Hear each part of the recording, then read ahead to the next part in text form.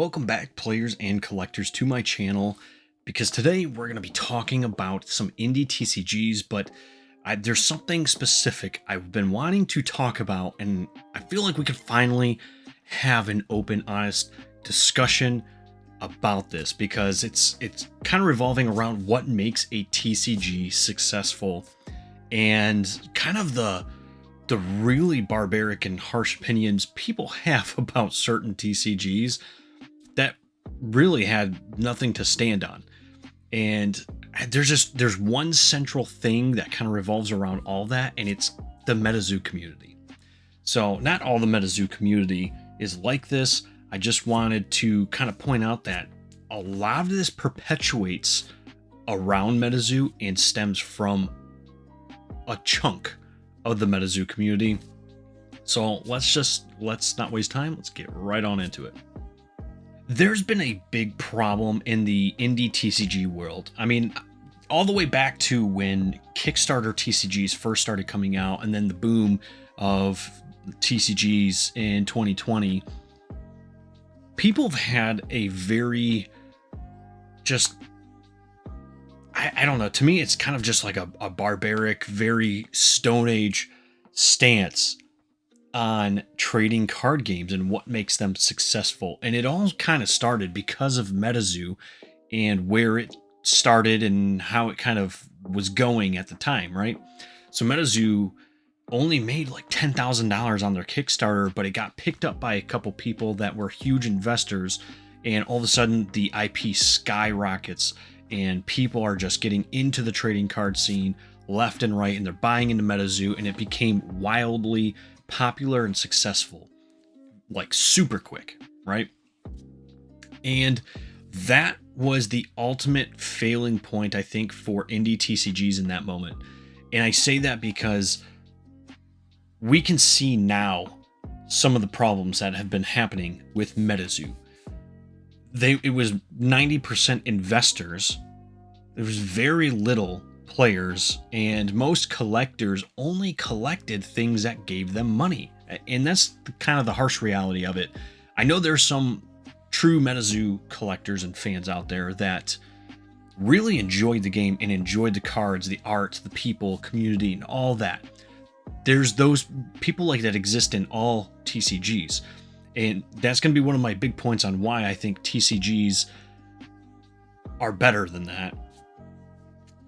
And because it was solely built around investors and building more people into just investing into Metazoo, not necessarily wanting to get into the gameplay or wanting to get into collect it, just wanting to get into it because of money. And that ultimately is the thing that killed a lot of indie TCGs and killed the TCG scene.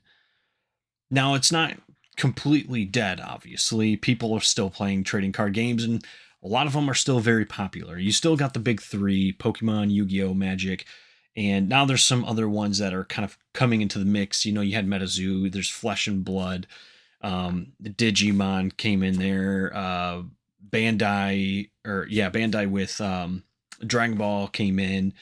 There was just a lot of TCGs that, you know, still had success from all this. But indie TCGs, the smaller ones that had to go through Kickstarter to kind of get things going, and maybe even Kickstartered for other projects or second sets, you know, whatever the case is, kind of really got the bad end of the boot from a lot of people, because it stemmed around this whole mindset of Metazoo being successful and making tons of money, and if it didn't make you money, it was not successful.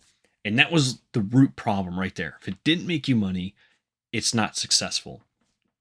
And for a long time, and you guys can go back, you know, a couple of years now worth of videos where I said that is not how you measure the success, or, you know, how good of a TCG these games really are. You just can't measure them by that. Some people try to, and then you end up what Metazoo is and was and where it is now, which is gone, dead, right? And it's kind of mind-blowing that a lot of people didn't understand that. And still now, a lot of people don't understand it. It's like they don't see the problem, even though it just exploded in their face.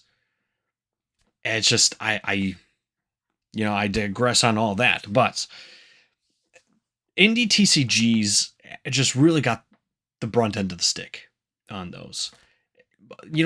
So many people did not put support into games because they knew it wasn't going to make them money in the end, versus people like me and others who support some of these games because the gameplay is fun, the community is great, the arts look good, and those are the things that TCGs should be built around. And they're supposed to. Look at Pokemon. That's how Pokemon got started and became the monster that it is now. People loved Pokemon. And then they made trading cards on it. They loved the trading cards. They wanted to collect them. They wanted to play the game. Even when Pokemon, and the times where they were having some struggles and some issues, they persevered by really gearing up behind their players and trying to expand player base and just get people to fall in love with the cards again. It was never about money. It was never about investing. I know people did it, but it was very small percentages of people. And it really took off because it built a longevity through its IP and its brand, through its community, through its gameplay. And that's what TCGs should be built on. That's what they should be built on. And it blows my mind, and it makes me laugh. I don't want to say that like I pity people's opinions who think that they should make money off it. I mean, if you want to make money off it, do your thing, man. Right? But when people come out and want to talk about, X indie TCG being dead or a bust, or, just because most of these games are going through some hard patches right now, that they're all dead, dying, there's no reason you should dump money into it, you shouldn't support it. Those are just really bad takes. Seriously, they're awful takes. Because what if people had said that about Pokemon back in the day? What if people just stopped supporting Pokemon because it wasn't giving them money, or it wasn't doing so good? We may not even have Pokemon anymore, right? And that's what most of us got into the trading card world from, is Pokemon. And it's just mind-blowing how obvious that is, that people would still come out and say, hey, your indie TCG that you support is worthless. It's dead. I've had so many people try to tell me those games you support, Nostalgix, Mythic, Alpha Clash, they're all dead. Nobody supports them. Nobody knows about them. There's no money into them. There's no secondary market. They're dead. And it's just like, that's not what the game is there for. It's a game. It's a trading card game. It's built for players and collectors. People like cards. They like art. People like games. They like to play. Those are the two spheres that they are really built on. It's not investing, and it's not a measuring stick on how successful a game is. And I've been saying for a long time that we're gonna find that out eventually, because everybody would use Metazoo as their center of their argument. Metazoo's here and it's making tons of money, and you can buy stuff, and they've got exclusive promos here, and they've got some set releases over here. Look, they did something with Hello Kitty, one of the largest brands out there, and they failed because they did not cater to their game like they should have. They didn't cater to the collectors. They catered to investors. That was it. They didn't care about the players. And we know this. That is a fact, because if they cared about their players, they would have paid them for all their towers. Right? They would have already had money set aside, dedicated to the players, dedicated to growing the game. And they didn't. And it's still kind of like just mind-blowing how many people come up to me and tell me like, oh, Metazoo had a large player base. And the game was going strong. Don't get me wrong, there was people playing the game, but it was not nearly as much as everybody said it to be. I participated in some Metazoo tournaments online. They were never huge. There was never tons of people in them. When you see the pictures online, maybe 50 to 100 people, those were like the same people just traveling around that would go to these events. And it's all the same people that, won prizes or won money that never got the actual money. But it just goes to show you Metazoo didn't really care about the game because they didn't treat it better. They didn't actually do stuff for it. They didn't care for it. And it just makes me laugh even now when people want to tell me that all these indie TCGs and the indie TCG scene as a whole is dead and gone because Metazoo died now and it was the only one keeping them alive, which is laughable in itself. And then two, because those ones didn't make money and Metazoo did, so therefore they must be dead.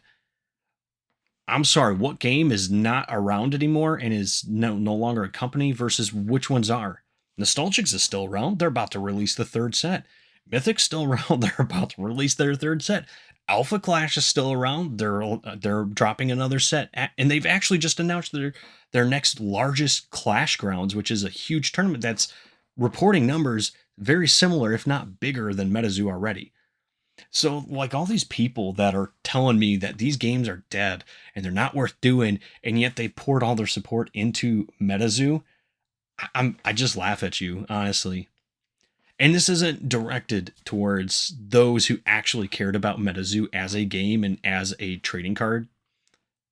I mean, I feel bad for you guys because you did put your actual support into the game that never gave it back to you. And that sucks. That does suck. There's better games out there though. There really is. A lot of these indie TCG games have a lot more to offer. And while they may not be selling for, thousands of dollars on eBay in the secondary market, who cares? Neither did Pokemon at the beginning. Pokemon didn't for years. They didn't make any kind of money. It wasn't even up until like 2012, 2013 when the base set boxes reached a couple $100. You're talking about over a decade at that point. And they weren't reaching the numbers that people are claiming to be the threshold for success on TCGs. Like, it's mind-blowing how people have come out and treated this stuff, and I've been wanting to make a video on this for a little bit now, but I kind of wanted to see what the situation with Metazoo was going to be like. But I think it doesn't matter. Even if Mike and them pay off their debts and they sell the company, it doesn't matter. The simple situation here is that they failed because they did not care about their game and they only catered to people investing in the game. That was it. That was all they cared about. And all these other TCGs care about everything outside of investors because they want to actually build a brand, they want to build a game, and they want to build a community. And those are the ones that are going to last. It may not always look pretty. It doesn't always look pretty. But they're the ones that are going to stay around. These are the creators that genuinely put their passion into their game, into their work, and they want people to stay around, and they will do things to make these games stay. And it's as simple as that, guys. It really is. You don't have to dump tons of money into it. A lot of these games are putting digital cards out there for free. Think about Tabletop Simulator. You can play any of these indie TCG games on Tabletop Simulator, and they usually give you every single card as a reference to build whatever you want out of, to have all the cards. You want these top tier cards that you might not own physically, you can have them digitally and you can play with them. That's like the biggest part of it. They want you to play the game. I don't know. It's just, I still see it all the time. Even now, people coming out going, oh my God, those games are dead. There's no money to be made. And yet they're still sitting there talking about Metazoo as if it was something making them money when people are offloading booster boxes for $10 and the company is no longer around. They can't even solve their own debt and pay their own players. But you're going to tell me and others that our game is dead because they don't make money.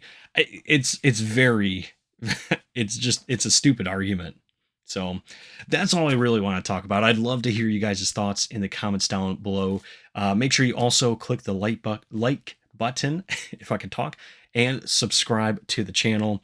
I'm very curious to hear your guys' thoughts on it. And I know there's going to be a handful of people that watch this that are the ones that are telling me indie TCGs aren't successful, and you may even put reasons down there, and that's fine. Put your reasons down there why you think they're not successful too. Let's have some discussions, but it's mind-blowing some of the arguments that I come up with, and it's like you can't prove something to them until it slaps them in the face, and then you just got to be like, see? But that's all I have time for today. Thank you guys once again for hanging out. We'll see you in the next video.